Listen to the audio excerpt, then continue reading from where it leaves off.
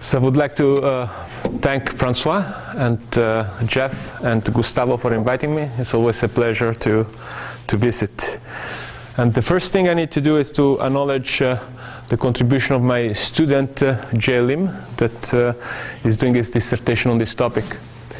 So we are going to switch gears a little bit compared to the previous talks, and we are going to go all the way to Shannon. And Shannon introduced back in '48 the notions of capacity and entropy.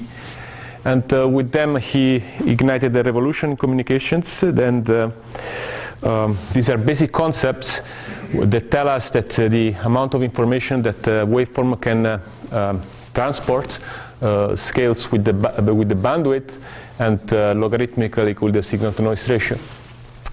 These formulas are engraved not only in our minds, but they are actually physically engraved in the various portraits of Shannon that adorn the United States, various sites at the United States. So the title, what the title of this talk is saying, is actually asking a question, and the question is whether we can construct analogous notions of capacity and entropy in a deterministic setting. As you know, Shannon's theory is based on probability, and this is a workshop on stochastic geometry. So we won't have much probability here, but we will have notions of geometry throughout the talk. So I hope that I'll keep your interest going in that way. So why do we go to a deterministic model? Why deterministic? Well, the thing is that when you look at information theory in the broadest context of systems, where there are different disciplines that converge, you will see that in fields like control theory, for example, the usage of deterministic model has been advocated several times. The control theorists like to use models where the disturbance of the system is bounded, unknown but bounded, and do not like too much to put a probability distribution on it. As well, in electromagnetics, our group has advocated in the last few years that usage of deterministic models can lead, for example, to the determination of the number of channels that you can have between a set of users and another set of users that are physically separated in space. And this number of channels follows from electromagnetic wave theory and can give us guidelines of whether different stochastic fading models can be applicable or not. So there is some interest, and actually yesterday talking to Venkat, he was telling me that also in coding theory there is interest of constructing codes without an underlying probability space. So what do we do then? Well, we go to the deterministic setting, and we invoke, as it was previously said, the shadow of Kolmogorov. And if we look back in history, when Shannon came out with his paper in 1948, Kolmogorov actually read his paper in the early 50s, and he was very much impressed by Shannon's ideas. He immediately recognized the importance of Shannon's work, and most probably influenced by Shannon's work, he introduced analogous notions of entropy and capacity in a deterministic setting, and in the deterministic setting of functional approximation. And this concept have evolved. They found their own path into the mathematical theory of analysis. Of course, there are connections between the concept of capacity of entropy of Kolmogorov and the concept of capacity entropy of Shannon. And Kolmogorov himself pointed out some of this connection in a famous presentation that he gave at the International Symposium on Information Theory, as well as in a big review paper that he published with Tikhomirov in an appendix. But as in his own words, he limited the analogy, the discussion at the level of analogy and parallelism, without going into the deep details of how these two models were related. And perhaps the reason for that is that at the time he was doing that, the theory of spectral concentration of bandlimited functions was not yet fully developed by Landau, Pollack, and Slepian, so their work came later. And that is a critical step that you need to draw a full parallelism between the two. So you need to know how signals can be concentrated in time and frequency. So you need that kind of theory. The connection between entropies is a little bit better understood than the connection between capacities. And in fact, there are several papers among which there is a review by Donohoe that is available on the web that explains how Kolmogorov entropy is related to the rate distortion function in information theory. This is a little bit more understood. And as I will show, we'll make some more connections and improvements there. So let me start with the capacity then. So we will have Kolmogorov on the left side and Shannon on the right side. How does this work? So let's look at the deterministic model first. So we are going to look at waveforms, f, that are functions of a variable that will be time. And they have finite energy, so they are square-integrable functions of some sort. They have an energy constraint. And they are band-limited, so their Fourier transform has a finite support, omega, angular frequency, capital omega, between plus omega and minus omega. Then there is this notion of a number of degrees of freedom, and this is where the Slepian and Pollock and Landau theory plays a big role. So basically we can define a number n0 that is the product of omega t over pi, where t is the observation interval where you observe the waveform at the receiver. And this gives you the number of degrees of freedom that is basically the number of basis functions that can represent the signal up to arbitrary accuracy. So there is an orthonormal approximating space that can represent the function up to arbitrary accuracy as t grows.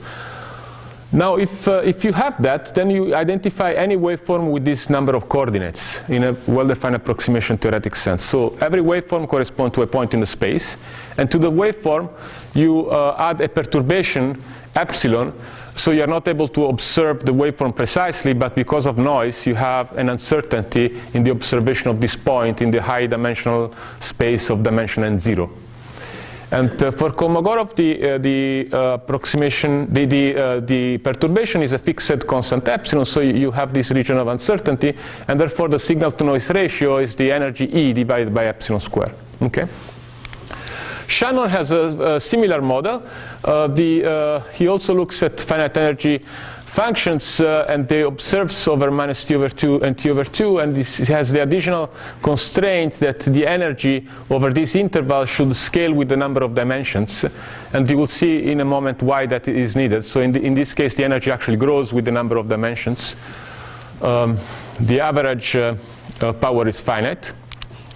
Functions are band limited, and the number of degrees of freedom is as before. But now what Shannon does, he adds a Gaussian random variable that is the perturbation on each dimension. So on each dimension you add an uncertainty, a Gaussian random variable standard deviation square root of n. Okay? So if you do that, you are going to observe the waveform with some random perturbation, and the perturbation actually scales with the number of dimensions. So that is the main reason why you need to scale also the energy with the number of dimensions. And the signal-to-noise ratio is Pn0 divided by n0n, so it's P over n in this case. Okay? So very similar. The main point is that this is a soft sphere because it's governed by probability distribution. This is a hard sphere that is in Kolmogorov case. Then we have, yeah.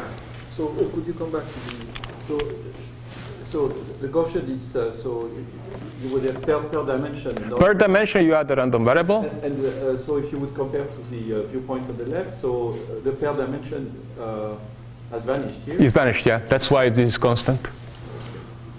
Mm-hmm. So, but if you rescale the space, it's going to be the same. In fact, that's, if you rescale the space, the signal-to-noise ratio is the same into the two cases, because in one case you're blowing up also the energy as well as the noise. Then we need a notion of distances between functions, between points, that if 2 points are separated enough, then we are going to be able to distinguish between them. And the distance that we use is L2, so is in L2 distance between functions. And basically, if two functions and 2 points in this space are separated enough, they will be distinguishable according to Kolmogorov, provided that their distance is greater than 2 epsilon, because you can just see them as different objects. In Shannon's case, since these are soft spheres, there will always be some overlap, some probability that you cannot distinguish the two. So what Shannon says is that the two are distinguishable with high probability if the region of overlap is not too large. So these noise spheres will concentrate around the standard deviation, and therefore, with high probability, you are going to be able to distinguish the signals if you are within a standard deviation distance between the two. So then what is capacity then? Capacity becomes sphere packing. You have to count how many of these spheres you can put in your signal space in such a way that you can distinguish signals at the receiver. And then you measure this number in bits by taking the logarithm. So capacity, in Kolmogorov case, you define the maximum number of points, distinguishable points in the space. That is the number of spheres of radius epsilon that you can pack in this space of radius e, or square root of e, without overlap. And the 2 epsilon capacity, you take the log of that, and that is the number of bits that correspond to transmitting the signal. Then you can also talk about capacity per unit time by dividing by t and do this by bits per second and take it to the limit. Shannon is similar. However, as we said, we have soft spheres, so you have the maximum number of points that you can pack in the space such that the probability that you can distinguish between we cannot distinguish between any two of them is smaller than the probability of error. Okay, so now it depends on the probability of error. So the probability of error is less than PE rather than being completely distinguishable. And similarly, you can talk about capacity for that probability of error measured in bits. But then the remarkable thing in Shannon's paper is that when you take per unit time, when you take this limit, now the capacity itself does not depend on P anymore, because the dependence on P is over here, and when you take T go to infinity, the dependence of P vanishes, and you have a capacity that is bits per second with the PE that can be as small as you want. As long as it is constant, you can have as small as you want, and that capacity does not depend on the probability of error anymore. You had a comment? The question that why is on the left? Say it again? Zero error capacity? Zero error capacity. So I'm going to, if you wait a few slides, we'll get to that. Very good observation. So this is actually more similar to zero error capacity than Shannon capacity. But we'll see that in a moment. So this is the Gaussian case on the, they are an analog because spheres are maximum likelihood in the Gaussian case. So what is the analog of the non-Gaussian case for the Kolmogorov setting?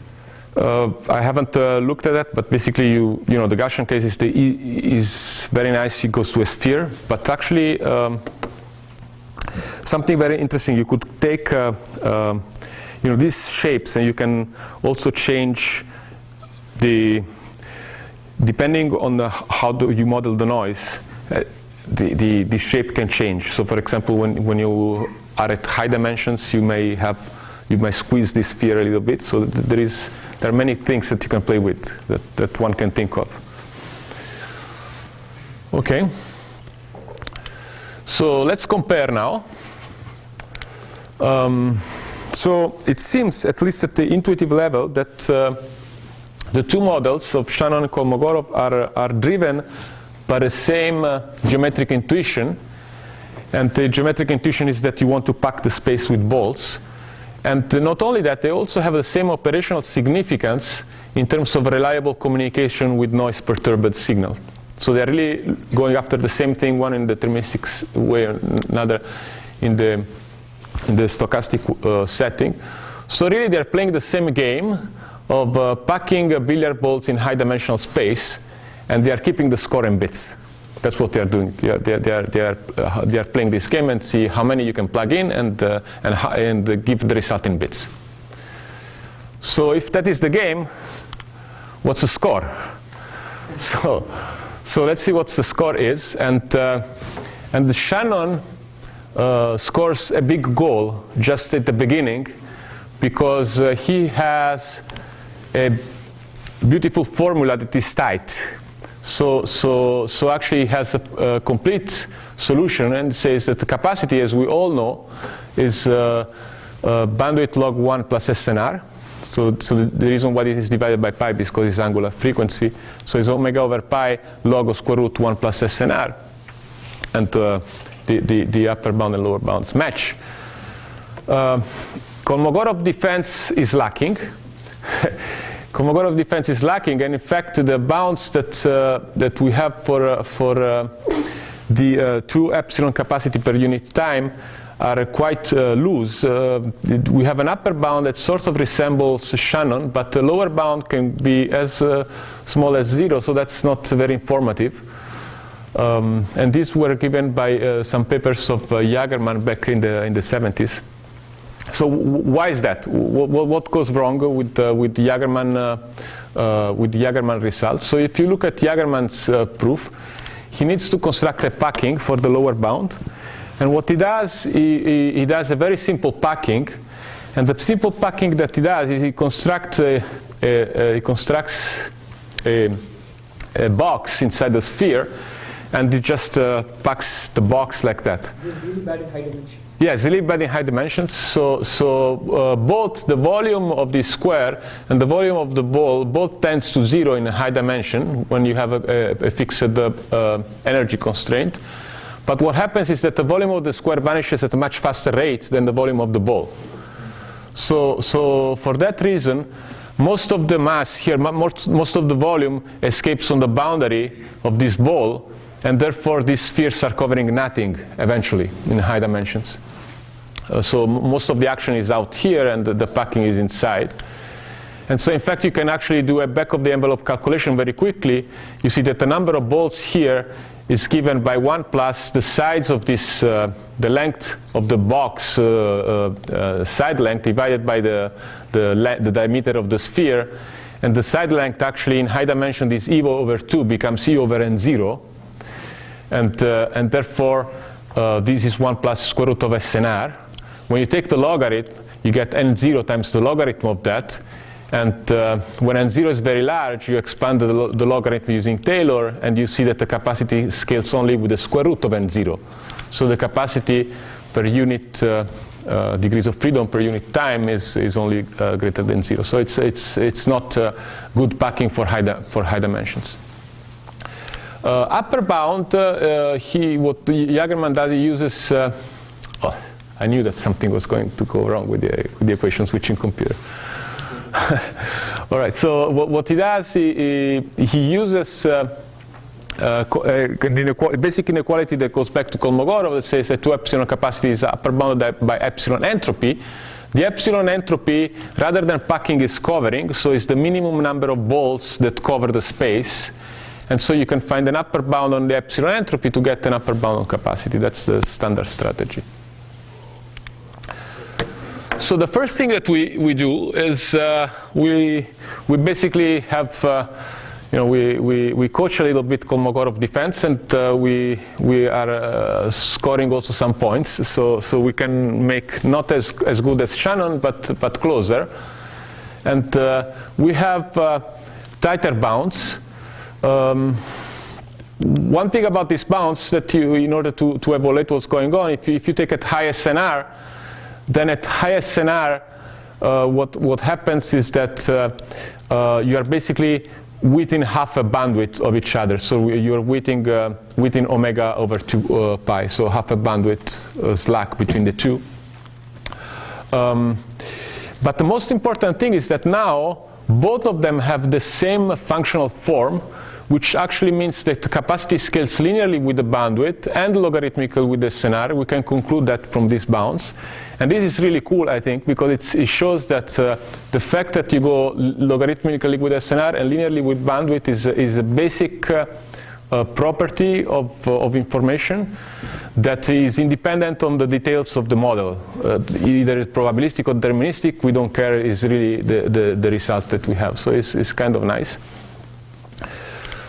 And the way we do that, we do not do an explicit code book. We have an existential proof, and we rely on geometric properties of covering and packing. So you have to use the results, the techniques for covering and packing in geometry.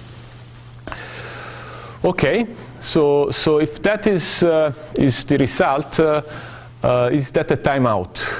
Is the game over? So is this the end of the game? Is that as much as we can say? But actually, there is a penalty kick at the last minute, and and we have the referee asking a question. So when we, and this is related to the question that you asked just a few minutes ago.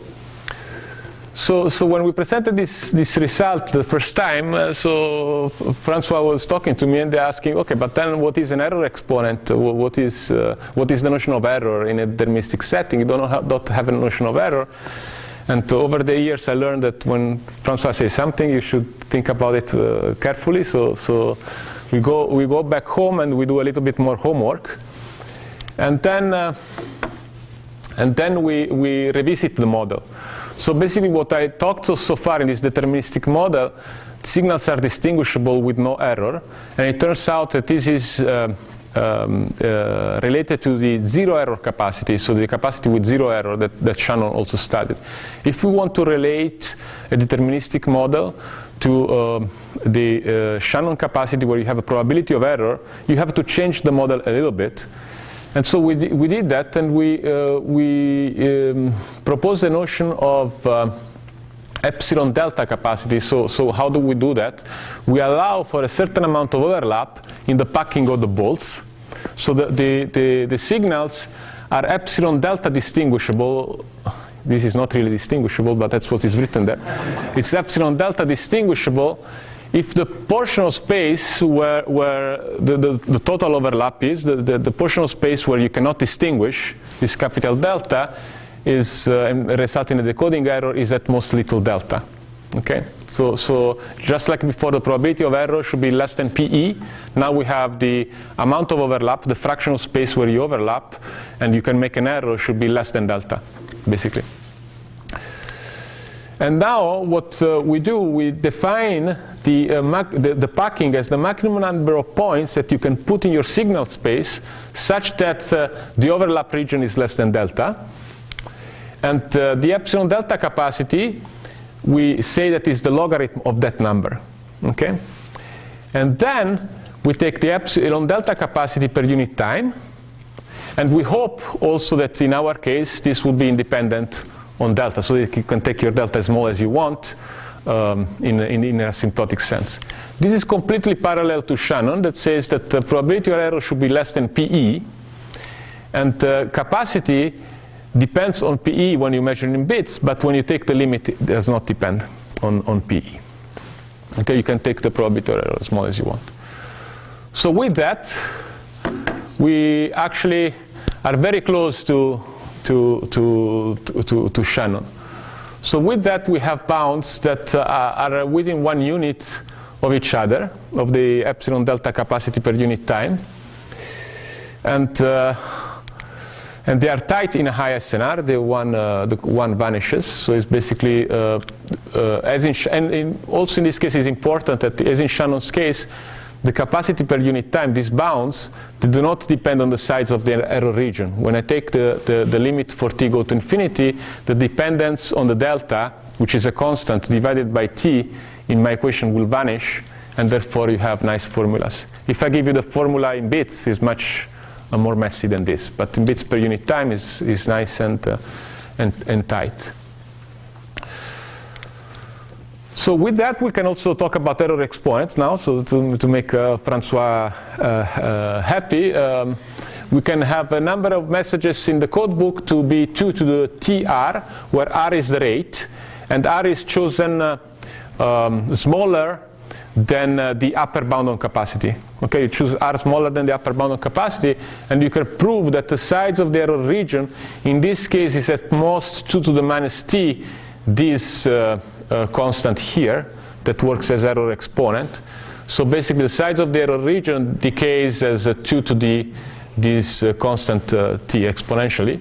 So the error exponent is basically this constant. It depends only on the bandwidth, on the signal-to-noise ratio, and on the rate. And it's the same as in Shannon's case. So we have that as well. Now, the final thing is for entropy. I talked about capacity a lot. I want to just say a few things about entropy. As I said, entropy, the connection was a little bit more developed. And we know that entropy in the deterministic setting is precisely the rate distortion function in Shannon's case. This has been noticed many times in the literature. So let me just review that. So what is Kolmogorov entropy is the minimum number of bits that can represent any signal with a given error constraint. So basically you take these spheres of the size epsilon and you cover the space. And now if you cover everything, it means that any point that you have, you can approximate, you can represent with f hat, this is a center of one of these spheres. And therefore, every point can be represented as a center of a sphere with an error at most epsilon of norm epsilon or energy epsilon square. So therefore, this corresponds, if you take the logarithm of this number, it corresponds to the minimum number of bits that can represent any signal with that error. Okay, so it's a representation kind of thing. For Shannon entropy, if you look in Kovar and Thomas, for example, you take a stochastic process, you quantize it at each dimension of the space is quantized at a level epsilon. You discretize that in that way, and now the average number of bits that represent this quantized stochastic process is Shannon's entropy. Of course, when you do that, you do not really need to quantize each dimension at the same level, but you could also have more generally a quantizer. It is a set of points here in the space, and this is your quantizer, and then you assign the function to the center closer to it, making a mean square error that is f of t minus f hat squared, the average of that. Okay, if your stochastic process is f. In that case, the minimum number of bits per second that can represent the process with a given accuracy is the rate distortion function. Okay, so I'm going fast because this is sort of known in information theory. Therefore, the entropy in Shannon's case, you have a stochastic process that has infinite energy but finite average power, and you have a constraint on the error in the representation, that is a sigma square n0, and the rate distortion function is the logarithm of the number of bits that are required to represent the process with this error constraint, and divided by t and take the limit. Okay. Same for Kolmogorov. You have an energy constraint, you have a representation error constraint, and h epsilon is the number of bolts, so is in bits, and when you take epsilon entropy per unit time, you get the analogous of the rate distortion function, that is the entropy per unit time. Okay, so these are two analogous things. So given these definitions, how are we doing for when we compute this for band-limited signals? So how are we doing when we compute the entropy of Shannon for functions that are in L2? And for that, we have a draw basically, and for that we have that the entropy is again scaling logarithmically with SNR and linearly with the bandwidth, as it should be, and this is Shannon's formula for the rate distortion function of the Gaussian process. They are exactly the same, and this again improves on on some of previous bounds of Jagerman that were not tight. So they are the same as they should be. So with that, I finish my presentation, and I think that at the end we can call it a draw.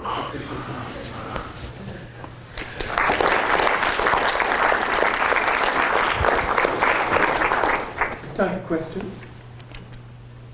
Is anything known for an explicit code book better than the Jagerman? No, I do not know how to construct a code book. Existential proof, yeah. I guess mine is a more sort of high-level question. But yeah, but in coding, they do these deterministic constructions. I'm not an expert in that. It might be related to what people are looking in coding, but usually they're not working with continuous spaces. So, but for this setting, no. Yeah. So in this setting and many other things, it looks like the intuition is for large-scale systems. Things concentrate. Yeah. So deterministic intuition or some sort of concentrations. There is no fundamental, probabilistic system doesn't give you any fundamental new insight into the system. Well, there are two concentrations, right? So there is a concentration in dimensionality that both Shannon and the deterministic model have, and that is what we are using. So dimensionality concentrates around this n0. And Shannon, on top of that, in Shannon model, you have a probabilistic concentration, that is that the noise concentrates around the entropy. So we get rid of that, basically, the second concentration. But what I'm trying asking is, so there's this notion of typicality or concentration, either time or space or some sort of concentration. Yeah. But once you account for that, it's sort of a deterministic analysis is what many of these high-dimensional probabilistic things come to, which is sort of deterministic. I'm curious, if beyond this, is there anything sort of fundamentally in probabilistic systems which gives you first-order intuition which is different? One example I can think of is a PK formula in QA, which is sort of how variance fundamentally changes things. So it's not exactly a near system, but I'm just asking broadly, will probability give you counterintuitive things from deterministic systems in any other than this example? Yeah, as you pointed out, things work smoothly here because we are taking limits. If you look at the results before taking limit, they are not as clean. You need a construction. The construction is very hairy, and you get these formula in bits that are not as nice. But that is also the case in Shannon. I mean, the reason why Shannon formula works is because at the end you take the limit and you have the probability of error that vanishes. So, there is the work of Yuri Polyansky that is looking at what happens when you do not take this limit and you have a finite block length regime. And doing that also in deterministic setting would be a headache. You could work out the same kind of packing. Finally, you could think of it as a packing problem. Yeah, very difficult problems. I mean, it's messy. Yes, I understand the combinatorics of that in high-dimensional ball packing is really messy. Right. But Francois, do you want to have the last word?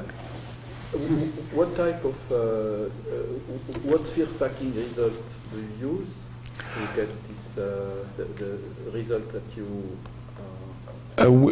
Okay, so two things. One is that we don't really use a particular result. We do use a technique that is outlined in the book by Sloan. We use that technique. Now, one of our results can also be derived, and we explain that in the paper. It can be derived using a previous result of Pinsker, but you need to do quite a bit of work from his theorem to get to our results. You have to do a messy computation, but we provide a shorter proof, a nice short proof for that.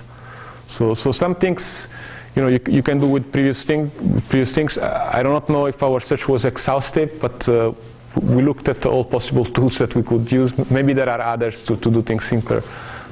I'm not sure. Yeah. Maybe we can suggest we take remaining questions offline and have a break now. So thank you very much.